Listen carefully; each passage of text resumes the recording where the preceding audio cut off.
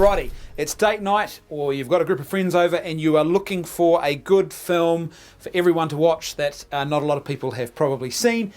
You cannot go past the new movie St Vincent. It is a really great film. It's a sort of indie comedy drama. It's a feel-good film. You walk away from this movie and you're really glad you watched it. I found this movie by accident. I stumbled across it. I gave it a watch, and it's really, really good. And I can't recommend it highly enough. There is a great cast in this movie. Bill Murray plays the main character, who is a New York Irishman who is a war veteran. He's living by himself, and he's got himself into a bit of debt. Next door to him, one day moves in a lady who is going through a very bitter divorce, and she's got her 12-year-old son with her. The mother is played by Melissa McCarthy, who's really good in this, by the way. I've sort of got a bit sick and tired of Melissa McCarthy's roles. They're sort of starting to become very stereotypical, this loud, abrasive, sort of in-your-face character that doesn't really have much depth, and in the end can't really sustain a whole film. But this movie is not like that at all. I think it really suits her, this role. It's a lot more nuanced. It's a lot deeper than some of the stuff she's played lately, and it really works. She's a really good fit for this role. And so anyway, what happens is she works at a hospital. She needs someone to look after her son after school, and so Bill Murray volunteers to do it to make some money on the side. I think he makes like $12, something ridiculous like that, $12 an hour. And what happens is the boy and Bill Murray begin to bond, and he becomes like a surrogate grandfather, and he's not a particularly good one, but that's, I guess, all part of the comedy and the drama of the film. And it's a really, really beautiful film. There is a really good supporting cast in this. Chris O'Dowd plays a priest. He's a very funny Irish comedian, for those who don't know him, and he's really good in this. It's very typical of the sort of role that you've probably, or the style of character that he's played in the past. His particular style of quirky comedy is very much present in his character, but there's also a bit of depth there, which is really cool. And his role is actually kind of quite fundamental to the film. By the end of it, he's actually been quite a fundamental linchpin in crafting and sort of holding the story and these characters together. So he was great. And Naomi Watts, man, this is great. She plays a Russian prostitute who is pregnant, and she plays it so well. It's such a quirky character, and she does this really, really well. It's not, I can't think of anything where I've actually seen her play a character like this before, and she really nails it. She's very, very good in this sort of role. So very funny.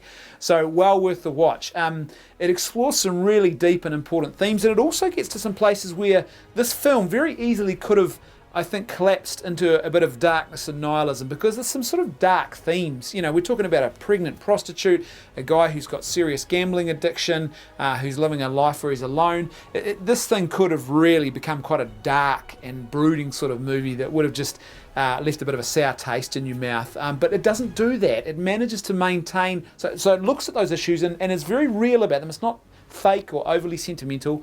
It's very real, and you feel very emotionally connected to these people and their struggles in life, but it doesn't become so dark and gloomy that it really sort of becomes a bit sort of nihilistic or fatalistic and starts to get too dark and brooding. It's never really a drama. It's more of a lighter comedic drama. So it's really good. One thing I really loved about this film too was the nuance of the way the characters are crafted and the way the story is told. So often in films like this, what happens is you get a set of characters, they're all put together in a place, and then very quickly in the first 5 to 10 minutes we're given all sorts of exposition and backstory, and we're told who they are, exactly what's going on in their life.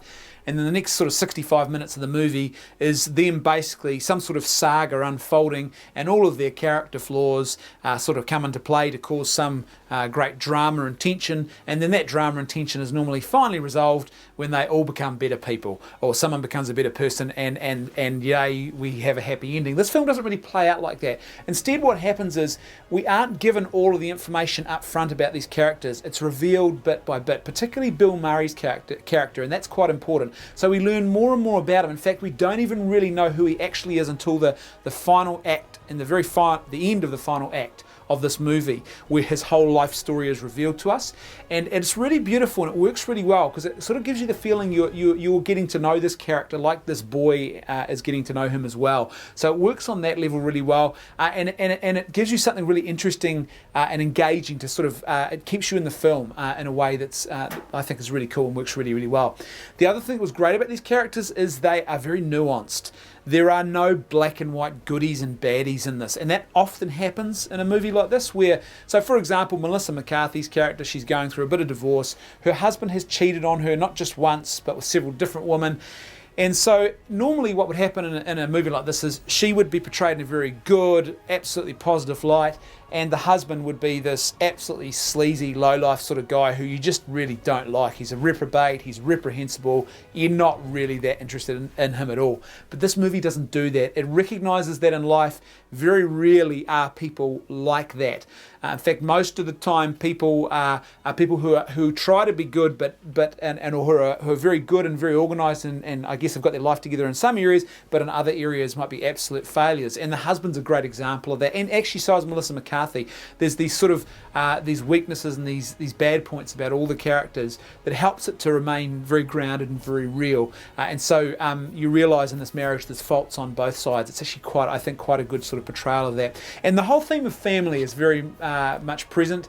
The other thing that was really cool too was the way the Catholic Church is treated in this movie. There's a couple of Catholic priests who play an important role, particularly the one played by Chris O'Dowd, and it's really great. It's very funny. It's got a very authentic Catholic sensibility to it. So if you're a Catholic, I'm a Catholic, so straight away I liked it. It wasn't overly cliched. It's not a piece of Catholic propaganda at all.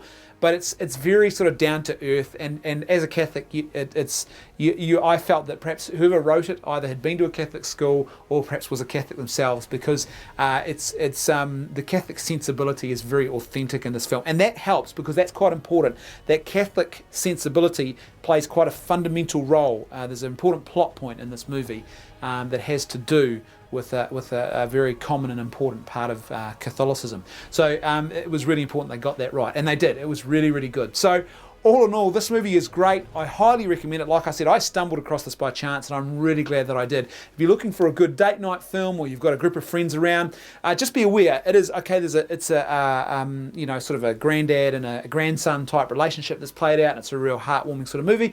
But it's not for kids. There are some adult themes in there as well, so it's not something you'd sit down at family movie night and play in front of the kids. There's some stuff there that's, as I said, it is certainly more appropriate for adults. But the film itself is a really great piece of filmmaking, and you walk away feeling really, I think it really touches you in a good way, and you walk away feeling really happy that you watched the film. As I said, Bill Murray at his best. It's a great character. Go and check it out. St Vincent, well worth a watch. Thanks for watching. See you next time on Quick Cuts.